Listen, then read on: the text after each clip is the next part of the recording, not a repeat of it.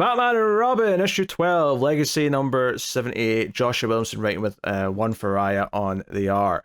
So, yeah, last issue, which you weren't here for, but me and Connor had this weird, like, why is this really good? What's going on here? And we're like, well, this is Williamson. He starts off an arc quite well, but it will fall apart by the third issue in the arc.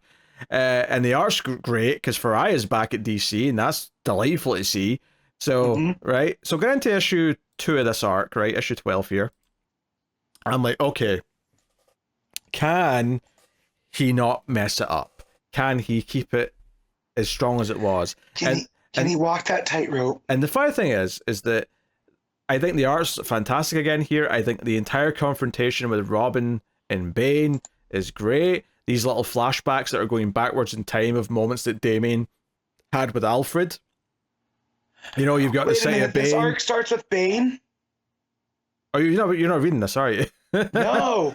So the last issue. So the last time I listened to you talk about it, they were clearing up the teacher stuff. Okay, right. So the Bane's on Dinosaur Island. Batman and Robin have went to Dinosaur Island. Last issue had Bane beating the shit out of a dinosaur. Well, I don't approve of that, but you know what? You stop there. I'm going to half listen because I'm going to get caught up now. Yeah, Bane and dinosaurs. So, yes. And the Faria art on that was and then the Faria there too. Yeah. Right. Okay. So there's these little flashback pages that are black, white, and red of Damian and Alfred. They're all just one page each, and they're sort of going backwards in time. So the first one's like before the City of Bane, the second one's Rebirth, one after that's whenever, and then eventually it gets to Son of Batman, right? So it's like going back through various moments with Alfred. And it's basically just reminding you of their relationship together. But Damian comes riding in on a dinosaur to try and kill Bane, and most of this issue is Bane and Damian fighting, and Damian, of course, is pissed because Bane killed Alfred. That's what all of this is, and the layouts here are phenomenal. The art's great. There's such a sense of motion, and honestly, the flashback pages look so different that I was convinced it was a different artist, but I couldn't see a credit for anyone else. So I think just whether it's the coloring being so different or what, but it didn't look like the same style. At the very least, Faria changed things up to give them a different vibe. But yeah, so at one point Bane grabs Damian's leg and starts ragdolling him like Hulk did to Loki in the Avengers movie, and that's entertaining.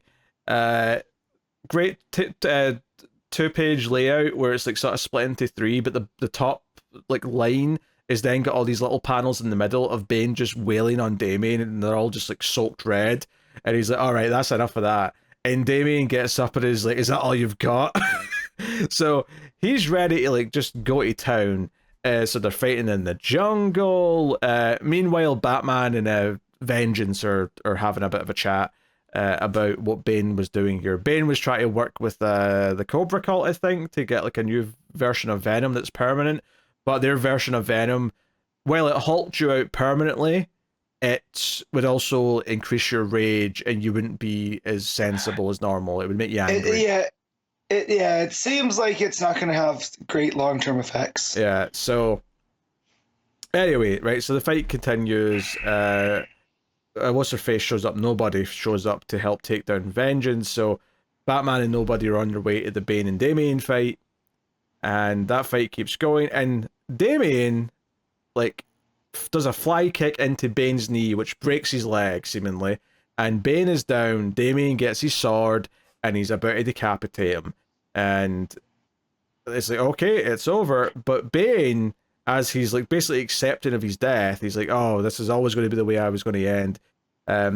I had no choice but to become the monster I am, and that gives Damian pause, because, you know, Damian was expected to be a monster. And this is where we get the final flashback with Alfred, where Alfred is like, you know, this is the first time they've met, basically, or had a chance to talk one-on-one, and Damian's like, I know you don't like me, and Alfred's like, no, I have no reason to dislike you, and whatever you think you're supposed to be, I promise you can be better than it, and it'll be great to have another Wayne around the house. And cut back to the present, tears going down Damian's face, and he chooses to not kill Bane. He buries the sword into a tree instead, and Bane says, "Oh, we are alike then." So fun little moment in that sense. But Damien's like, "No, I'm going to drag your ass back to Gotham. You're going to like face justice and all that." Batman and nobody show up at this point, and Batman's like, "I saw the choice you made, son. I'm very proud." And you know, so up until this point, great issue. Like actually great issue. 9 out of 10 up until this point.